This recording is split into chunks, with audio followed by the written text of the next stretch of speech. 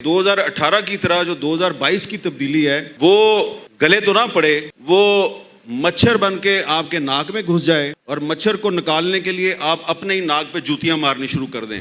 नाना पाटेकर का एक डायलॉग याद आए कि एक साला मच्छर।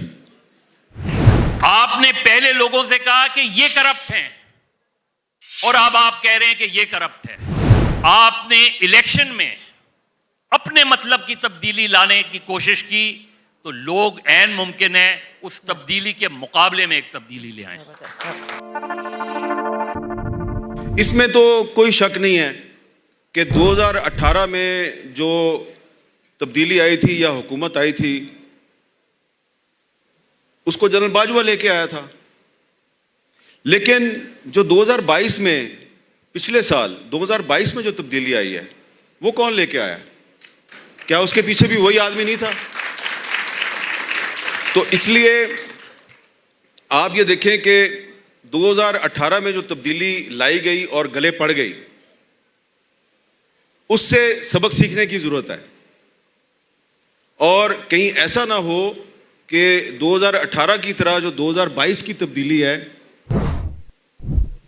वो गले तो ना पड़े, वो मच्छर बन के आपके नाक में घुस जाए और मच्छर को निकालने के लिए आप अपने ही नाक पे जूतियां मारनी शुरू कर दें और फिर आपको नाना पाटेकर का एक डायलॉग याद आए कि एक साला मच्छर जो है वो आपकी जिंदगी तबाह कर देता है।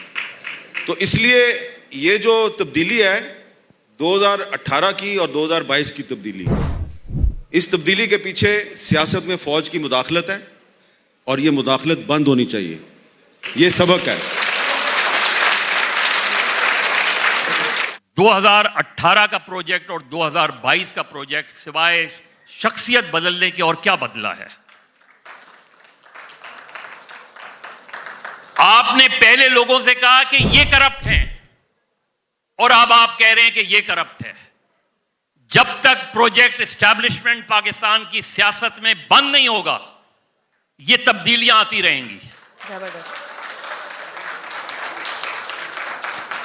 इसलिए हम शख्सियत को तनकीद का निशाना बनाते हैं, हम शख्सियत के पीछे चले जाते हैं, इसका रोमांस ऊपर ले आते हैं, उसका रोमांस खत्म कर देते हैं। जो ये सारे खेल खेल रहे होते हैं रोजाना शाम को एक चेस बोर्ड बिछाकर,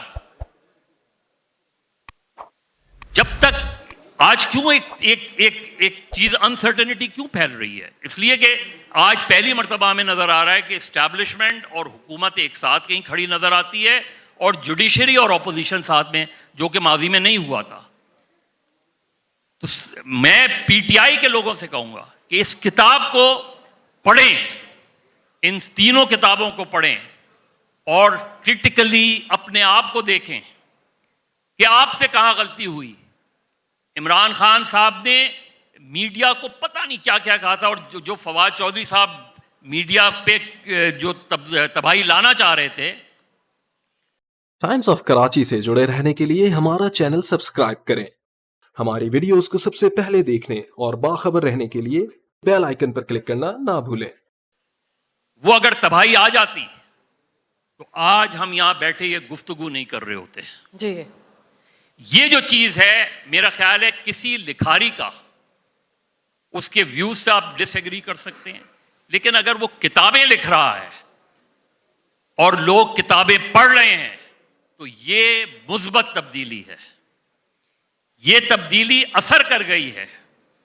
इस तब्दीली को आप बड़ी मुश्किल से तब्दील कर पाएंगे क्योंकि पहली मर्तबा जो वसत ने कहा था, पहली मर्तबा वो बैरियर टूट गए हैं कि नहीं, आप अपने नुक्ता नजर में तब्दीली लेकर आएं। तब्दीली पॉजिटिव हो, नेगेटिव हो, ये लोगों का हक है कि किसको वो मुंतखब करना चाहते हैं। इसलिए अगर अक्टूबर में आपने इलेक्शन में अपने मतलब की तब्दीली लाने की कोशिश की तो लोग ऐन मुमकिन है उस तब्दीली के मुकाबले में एक तब्दीली ले आए। मैं बिल्कुल मीर साहब से 100% इत्तफाक करता हूं कि वो आया नहीं, वो बंदोबस्त भी लाया गया है। तो वो जो बंदोबस्त लाया गया है उसने मजीद जो तबाही का सफर शुरू किया एक आम आदमी के लिए, हम किसी इलीट की, किसी 1% तबके की बात नहीं करें, वो उसको कहाँ पे लेके जाएगा। मैं सिर्फ, अगर आप मुझे इजाज़त देंगी तो 4 मिसरे पढ़ दूंगा, शायद वो ज़्यादा बेहतर बता सकें कि ये सारा 3 किताबों का सफ़र जो है वो क्या था। कि मेरे खुदाया, मेरी ज़मीं पर अजीब मौसम उतर रहे हैं, जिन्हें बशारत थी सुबह नौ की, वो कैसे बेमौत मर रहे हैं। नकीब थे जो नई सहर के अंधेरी रातों में खो गए हैं, और वो जिनको एक उम्र जागना था, वो कैसे चुपचाप सो गए हैं। तो इस मुआशरे को अब ये तमाम लोग जो बैठे हुए हैं, इस नींद से झंझोड़ के जगाने की ज़रूरत है। उन तमाम इदारों को और उन सियासतदानों को और उन सियासी जमातों को भी उस नींद से जगाने की ज़रूरत है, जो बहुत आसानी से इस खेल का बार बार हिस्सा बन जाती है। शुक्रिया।